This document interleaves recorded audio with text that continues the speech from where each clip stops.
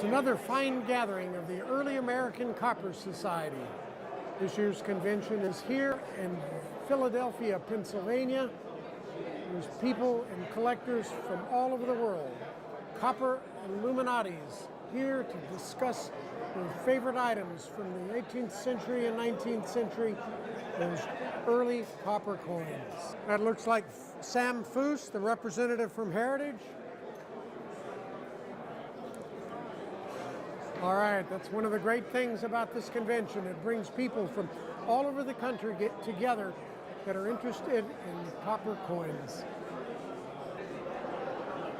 And that's Mark Borchardt. He's historian for early American coppers, as well as several other copper personalities. Well-known copper collector Walter Husak. The cuisine at these conventions is always delightful. Good food, good people, and yes, fine libations. What can I say? The early American coppers, everybody eats. This is the free banquet when you come in for the reception at the beginning of the show. One of the great things about EAC conventions, it also attracts a lot of wives. It's all part of the festivities and the fraternity of the gathering. And that's Bill Eckberg and his wife, who will be shortly giving the keynote announcements at this, the Philadelphia 2017 Early American Coppers. Can I have your attention? For those of you that don't know me, I'm Bill Eckberg. I'm the president of EAC, and I'm here to welcome you all to our 50th anniversary convention. The 5 or so of you that were around in 1967, how many of you really thought that you'd be celebrating the 50th anniversary of EAC? I'm a relative rookie. I've only been a member for 27 years, but I want to thank those of you that have been members for so long and so supportive of the club for all this time. I don't think that those who formed the club when in 1967 were aware that that was the 175th anniversary of the U.S. Mint, and that we'd be celebrating our 50th along with the 225th anniversary of the U.S. Mint in Philadelphia. It's a pretty good deal. It's been a very special time so far, and I see that we have not, I think, run out of food, which I think is good, right? We promised we would not run out of food this year. These conventions always require a lot of work from a lot of people, but I'd like to thank especially our convention chairman, Ray Williams, right over there. Ray. Ray is very shy, and I won't make him speak, and I'm also not going to tell you that today is his birthday. Although it actually is. And Greg Fitzgibbon, where are you? Greg, right there. Greg is the Bourse Chair of the convention.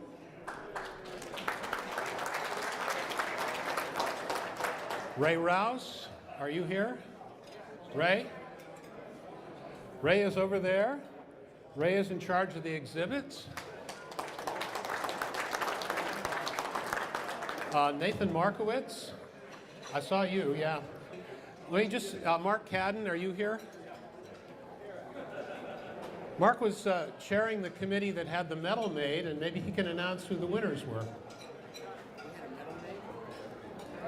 First, I'd like to thank everybody who submitted for the medals. The winners are Drew Bodell for the edge riding, Dennis Cross for the reverse, and Carol Control for the obverse. Thank you so much. Yeah. Nathan? I'm Nathan Markowitz. I'm in charge of the educational seminars. And as anybody who doesn't know who I am out there, you're now going to be speaking next year in Traverse City. Thank you. I just want to mention a couple things. We have a really good setup. A couple couple of changes in program. John Kralovich could not make it, so he will not be speaking on Saturday. We have our youngest member ever, Garrett Zisk, who's giving a speech as well on the history of the Mint. He's age 13. History of the Washington Monument. And then I also was going to mention David Finkelstein, who's doing pioneering work, and that's a Friday night keynote speaker, pioneering work on the early Mint and on research on the early Mint through archives and newspapers. Thanks, Nathan. And I don't want to take you away from your food or your drink anymore, but look forward to a great convention tomorrow and Saturday and Sunday. And tonight, don't forget the happenings will be on this floor. Eat, drink, and be merry.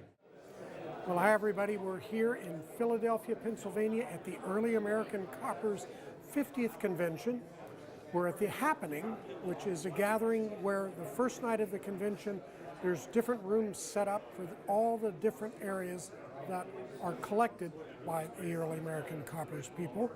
And we're going into the room of large cent collecting to find out what kind of really cool items they have in large cents. Well, there's definitely a lot of large cent collectors. The room is filled. A lot of people at the tables. Let's find out some of the cool items. Well-known collector Walter Husak. Walter, Okay. what are you looking at and what's the cool coin for Well, large cents? the large cent here is the Sheldon 170. It's a 1798. We have like 4 of them to choose from to figure out what's the best, the most likable coin that you want to put in your own collection.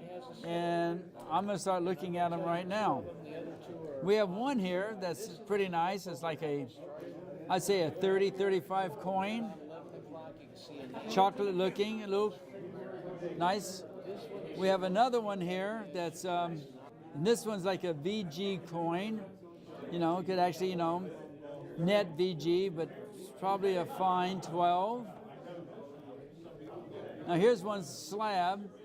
It's a very fine 25. And that particular coin, I would probably grade as a fine 12. And it needs to be broken out, but people are happy with this, and they need to be taken care of, preserved a little bit more. Now here's one that, it's an MS62 Brown. The latest label on there. And I would call this basically an AU55. An AU55. This is a great coin. It's one of the finest known, I believe. Yes. So I'm going to do my work here. Okay, number 4. Number 1. Number 3 and number 2. And what are you actually doing? We're giving a score of what's the best coins that we believe that on the Sheldon 170, we have 4 of them. And sometimes you'll have up to 12 coins you have to go through. This particular set is only 4 right now. And what you're looking for is the quality of the coin and its appearance.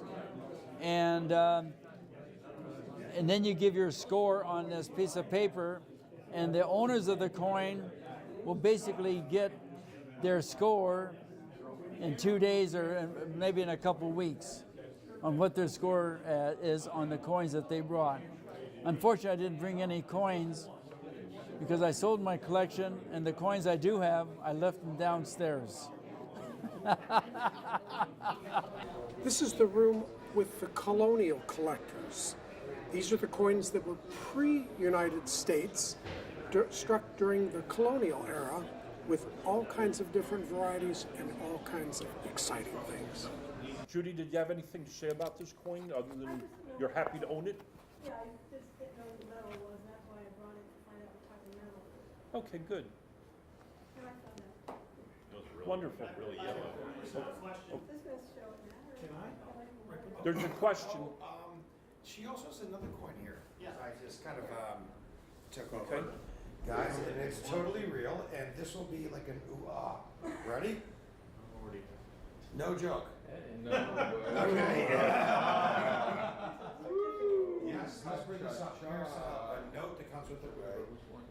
like this. This is unbelievable.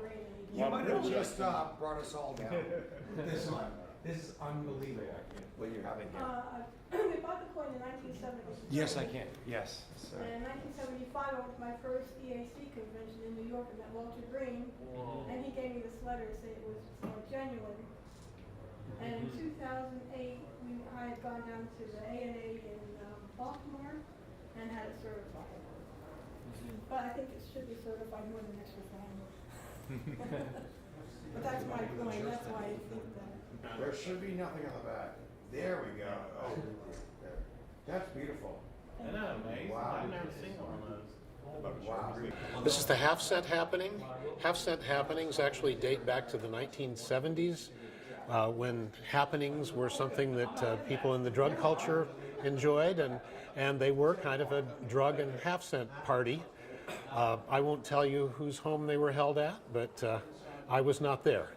And but what we do now at these are much more sedate and polite now. What people do is put out coins that they own, and people come and look at them and talk about them. We look at their die states, we look at their condition, we look at interesting things about them, and there are some interesting coins in here. And if you want to, you can decide which ones you like the best and mark it down, and it can be somewhat competitive in that respect, but it doesn't have to be. And so you're looking at different tables that have different varieties of half cents that people are looking at. What we are here is looking at 1854 half cents. It's a very, very common variety. There's lots of them that come with original color, and there are several of them that are quite red, and we'll show you one of those. This one came in, and it's struck on a planchet that's not round, and it's lightweight. And how did this ever get out of the mint? Their quality control should never have let this out, and yet it's completely different from the other ones from that year. Take a look. This is struck on something other than what it should have been struck on. Maybe it was a piece of scrap copper or something else that was flipped. Want to see the other side? Sure. See, it's even got some original color, some original red on it. It's a remarkable piece. Somebody saved this from 1854, or very close to it. So somebody recognized this was different right from the beginning. And this one is very red. It's the original color that the coin had when it was first made back in 1854. And it's very lustrous. It's very pretty.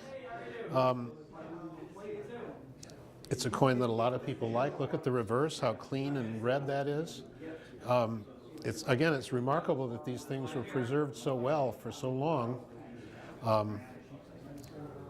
It's very difficult to keep them that way.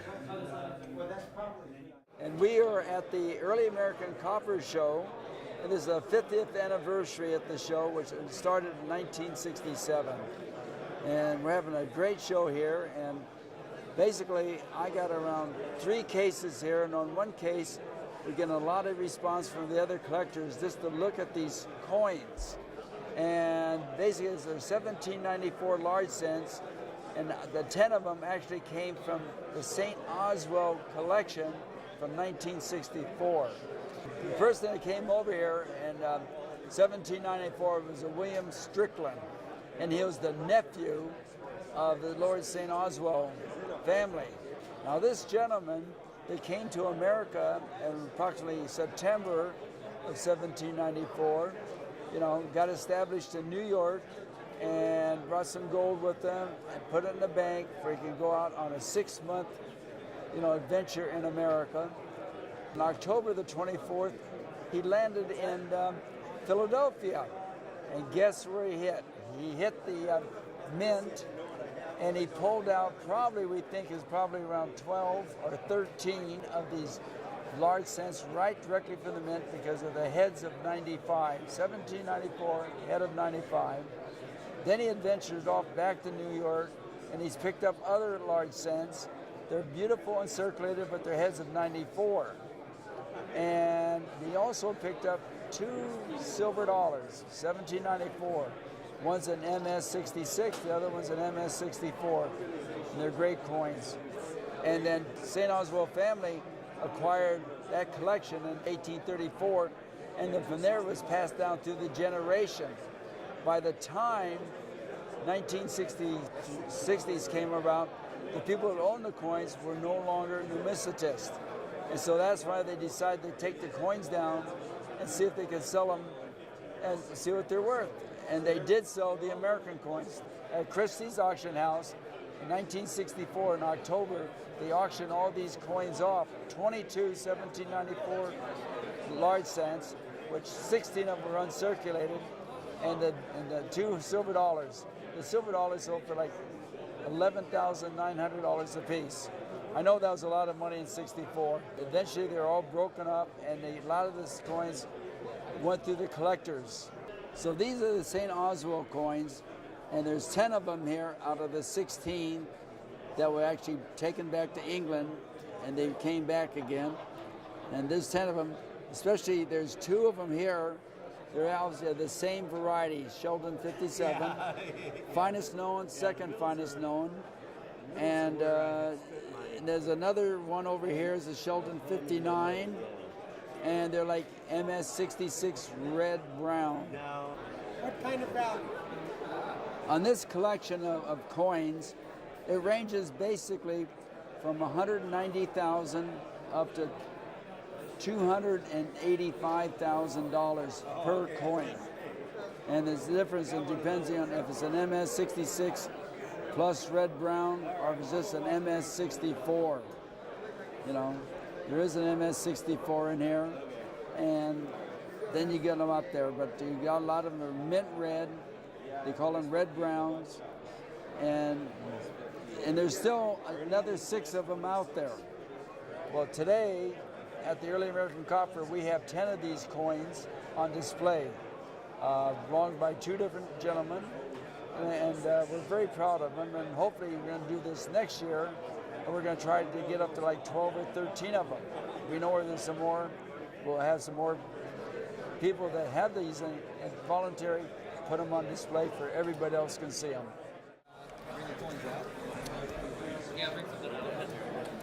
Okay, these are the young Turks of numismatics. You guys are all here at the EAC Convention. Tell me why you've come. Well, I mean, for the most part, I've come for the camaraderie. You know, I see Lucas like twice a year, and Garrett and I are like the only 2 young copper collectors in this room. So big reason. Yeah. So I mainly came again for the camaraderie because this is also the show where you're going to see the most copper collectors out of any show, and early U.S. coins are my specialties, so I wanted to be here for that. And Lucas, you've been used to dealing with all kinds of folks in the coin world. How are these young men to deal with? A couple of my favorite YNs. I enjoy seeing them. I've known Garrett since he was 9? Probably about that. 9, maybe younger. And David I've known since he was probably 12 or 13. So I always enjoy seeing them, and to see them at an EAC is pretty special. Garrett is doing a talk later today, which when I saw that on the brochure, I thought was pretty amazing that he was doing that. So we got to give him major props. I've never even done one yet, so he's starting early. And David over here is kind of a wheeler dealer. He's, he buys and sells and he's learning. So it's good to see that we have the interest and they're pulling more and more of their friends in as we go. So it's really good to have them around. And so what intrigued you about large sets? Well, to be honest with you, it was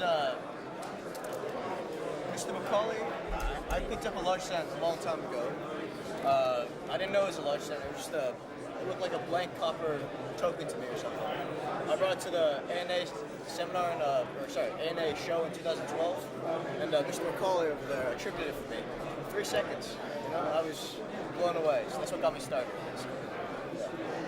All right, so I mainly got started in Cap Bust Half Dollars by Brad Karloff, and I discovered that large cents and early copper coins had the same varieties in the die states that the early silver did. So that was how I got into the copper. And what do you guys hope to do with your careers in coins? Well, I'm hoping to complete die marriage sets and die states of different types of coins. My current specialties are half cents, cap bust half dollars, and then some little dates. But hopefully, as my reserves of money grow, I can expand those passions into anything else with die varieties. I love die varieties. Yeah, for sure. Sheldon 1 through 295. It's gonna happen someday, and all NCs too. So let's see. What is an NC for those of our viewers who don't know? An NC is a non-collectible variety. So back then, when people were discovering new varieties, they couldn't just add on to the Sheldon numbering system. So they made a new numbering system called non-collectibles. I have one right here, actually. Okay, and what would you say to other people to get involved in coin collecting? Well, I think the one thing is obviously buy the book before we buy the coin, and I think that's one of the biggest issues is that the books are just so expensive that by the time you buy the book, then you don't really have enough money for the coins. So I think that's definitely something that we need to work on in the future. But definitely buy the book before we buy the coin. It's a learning experience, you know. It's definitely education, and if you want to meet some great people, maybe make some money, get into coin collecting.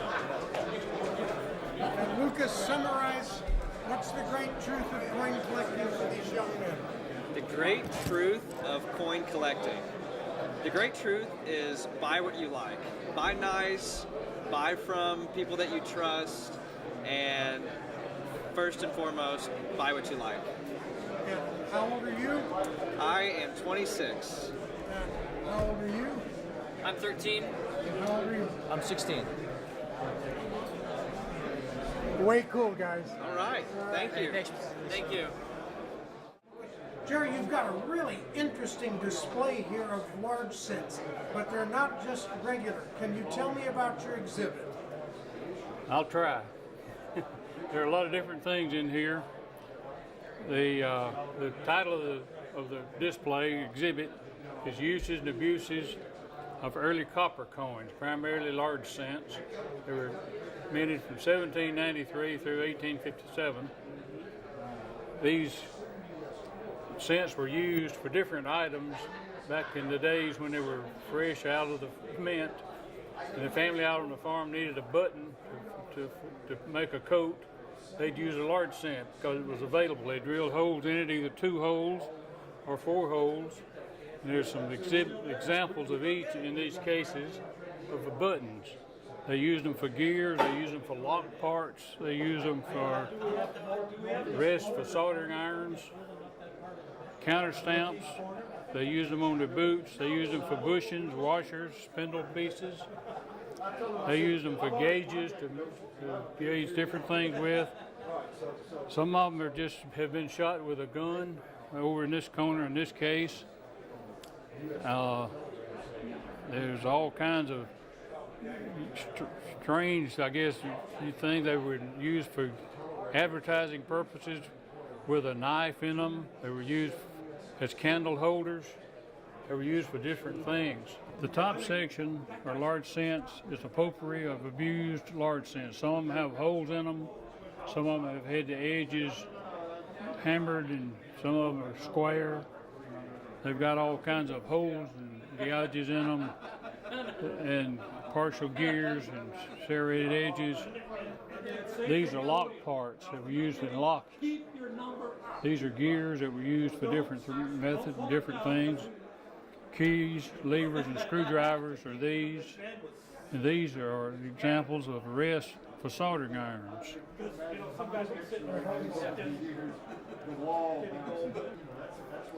These are holes, or coins that are holed near the edge.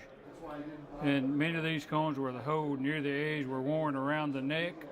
They were known as souvenirs, love tokens for identification, and sometimes used as a handy key. These are examples of bushings, washers, and spindle pieces. A lot of the people back then, in some way, they attached the large cents to their boots or bracelets. And here's some examples of them. You can see the solder where they soldered them to things. Counter stamps were used for advertising purposes and for the love token that the guy put his initials on there and give them to his girlfriend.